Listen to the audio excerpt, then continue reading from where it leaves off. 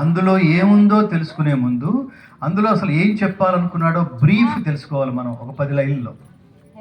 అదేమిటి చెప్పండి? భగవద్గీత మతం కాదు, జ్ఞానం.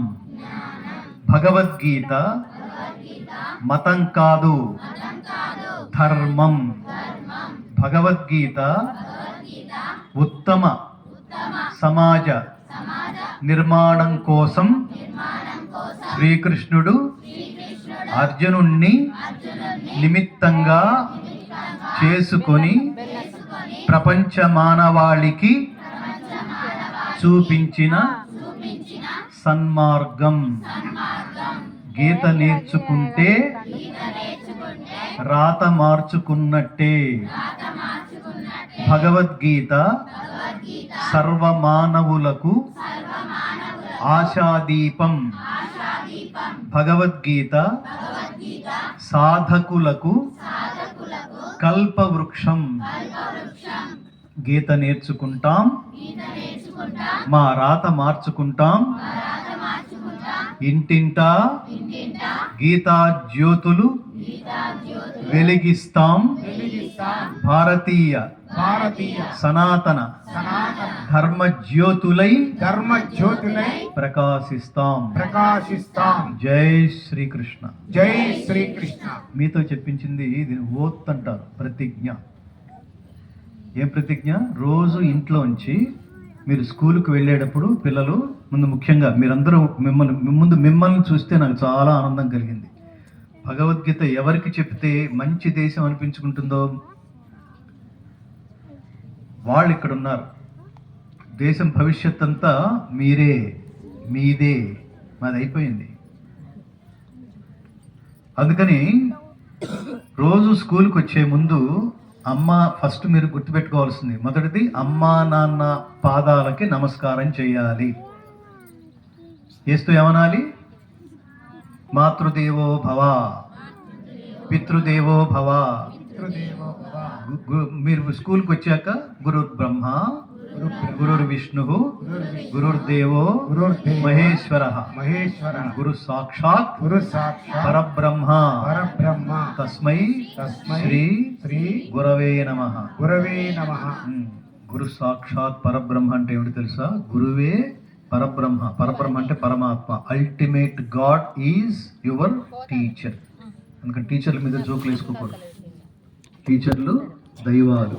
అమ్మ దేవత, నాన్న దేవుడు, గురువు దేవుడు. మాలాంటి వాళ్ళు మీ ఇంటికి వస్తే అతిథులు కూడా, గెస్ట్స్ కూడా దేవుళ్ళే. అది భారతీయ సంస్కృతి చెప్తోంది, తైత్తరీయ ఉపనిషత్తు చెప్తోంది. అందుకని మీకు మీ స్కూల్లో నేర్పించే పాఠాలతో పాటు ఈ స్పిరిచువల్ లెసన్స్ కూడా మీరు నేర్చుకోవాలి. మీకు గురువు గారు ఉన్నారు కదా, ఇప్పటిదాకా మాట్లాడిన గురువు గారు, వారి దగ్గర నేర్చుకోవాలి. మళ్ళీ నాలాంటి వాళ్ళు 1 సంవత్సరం తర్వాత వచ్చారనుకో, అప్పుడు మీరు నాకు కనిపించినప్పుడు ఏమనాలి? మీ ఇన్స్పిరేషన్తో మేము భగవద్గీతలో 700 శ్లోకాలు మీనింగ్తో సహా తెలుసుకున్నాం గురువు గారు అంటే మాలాంటి వాళ్ళు ఆనందిస్తారు, చాలా ఆనందిస్తారు. ఇది మీరు టార్గెట్గా పెట్టుకోవాలి. ఇప్పుడు ఏం పాడాను నేను? జాతస్య హి ధ్రువో మృత్యు ధ్రువం జన్మ మృతస్య చ తస్మాత్ అపరిహార్యేర్థే నత్వం శోచితుమర్హసి. అంటే ఏమని చెప్తుంది అది? పుట్టినవాడు పరమాత్ముడు 3 విషయాలని మనకి కన్ఫర్మ్ చేస్తున్నాడు. ఒకటి, నువ్వు పోవడం కన్ఫర్మ్డ్ అన్నాడు ముందే.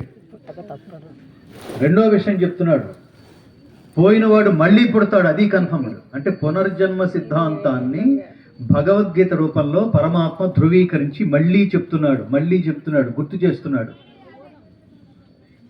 మళ్ళీ నువ్వు పుట్టినవాడు పోయిన తర్వాత పోయినవాడు మళ్ళీ పుట్టడం అనేది దేని మీద ఆధారపడి ఉంటుందంటే నువ్వు చేసిన కర్మ మీద ఆధారపడి ఉంటుంది. కర్మ అంటే ఏమిటి? నువ్వు చేసే పని.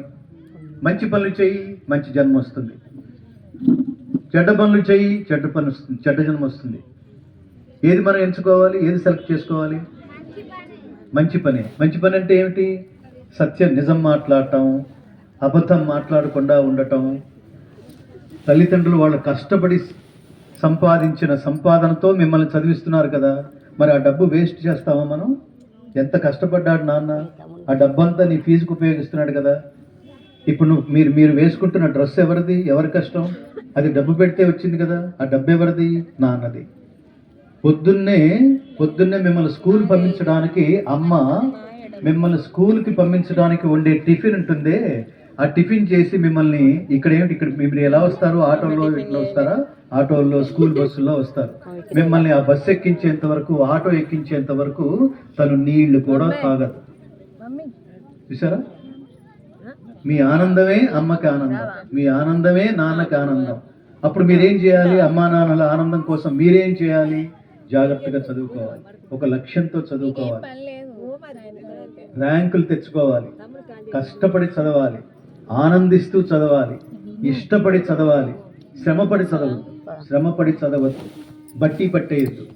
ఇది గుర్తుపెట్టుకోండి. నాలెడ్జ్ కోసం చదవండి, ర్యాంకుల కోసం చదవద్దు. ర్యాంకులే టార్గెట్గా పెట్టుకుంటే ఏమవుతుంది? హెల్త్ పాడవుతుంది. మనకి ఎంత వస్తే అంతే వస్తుంది, ఏమి పర్వాలేదు. నీ శక్తి 70% అనుకో, 70% చదువు, పర్వాలేదు. ర్యాంక్ రాకపోయినా పర్వాలేదు. నీలో ఇంకో టాలెంట్ ఏదో ఉంటుంది, నాలాగా పాడే టాలెంట్ ఉంది అనుకో, దాన్ని డెవలప్ చేసుకో. అలా కూడా గొప్పతనం అవుతావు, అలా కూడా గొప్పవాడు అవుతావు కదా. నేను చిన్నప్పటి నుంచి గాయకుడుగా, నేను సింగర్గా, నేను 10th ఫెయిల్. నేను అక్కడ ఆగిపోలేదు. ఇంటర్మీడియట్ కూడా ఫెయిల్, అక్కడ ఆగిపోలేదు. డిగ్రీ వరకు చదివా.